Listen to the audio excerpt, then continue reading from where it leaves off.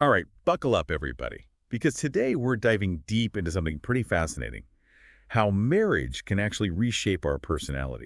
It's really wild. We're looking at this study, right? And they followed these newlywed heterosexual couples. For over a year, like 18 months, which is a decent chunk of time. It is. And some of what they found is pretty mind-blowing, honestly. The changes happen way faster than you might think. So let's break it down. The study looked at five main personality traits, right? Right. So we're talking openness, conscientiousness, extraversion. Agreeableness, and then neuroticism. Yeah, exactly. I feel like most people listening have probably heard of these, but for anyone who needs a little refresher, can we just take a minute to walk through them? Of course. Okay, so picture openness. It's like how curious you are, how willing you are to try new things. So like someone who's super open, they're the adventurous type, always up for a new experience, a new idea. Exactly. Now, conscientiousness, that's more about being organized, responsible, dependable. Like the friend you always count on to show up on time and remember your birthday. Absolutely. Then we've got extroversion. That's like how outgoing and social a person is. The life of the party. Makes sense. And how about agreeableness? Agreeableness is all about being cooperative, compassionate, kind to others. Think of someone who's really easy to get along with, good at going with the flow. Okay, and lastly, we've got neuroticism. This one can be a bit trickier. Yeah, it's about those negative emotions like anxiety, anger, depression, how easily someone gets stressed or upset. Got it. So knowing all that, what were some of the big personality shifts the study found? Well, one of the most interesting things, I think, was how wives, on average, became more emotionally stable after getting hitched. Meaning, They reported feeling less anxious, less depressed, even less angry, which is like, wow, it really makes you wonder, what is it about getting married that could trigger this positive change? right, like is it that feeling of security, knowing you've got this partner, this teammate in your corner? Could be.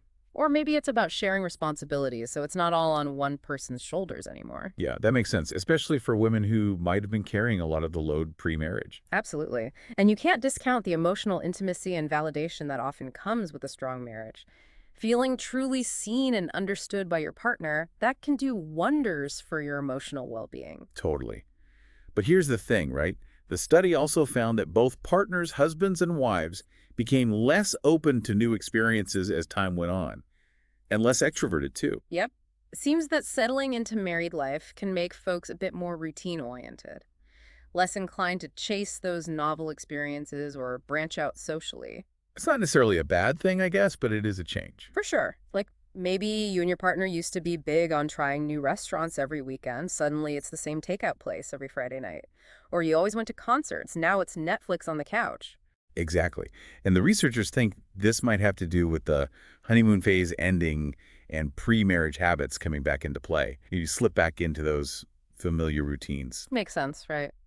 And this one's a little less fun, but both partners also tended to become less agreeable over time.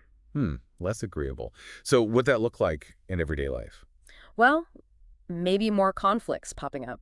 Disagreements over chores, who does what around the house, difficulty compromising on decisions, big or small. Right, because if you're less agreeable, you're naturally going to butt heads more often. Yeah, for sure. It's not like people transform into completely different human beings overnight, but these subtle shifts, they can really have an impact on how couples interact, how they handle challenges together. It really is fascinating. And the fact that these changes were so consistent is just wow. Right. Like, it didn't matter how old the couples were, how long they dated before getting married, if they lived together first. Didn't matter if they had kids or how satisfied they were in the relationship at the start.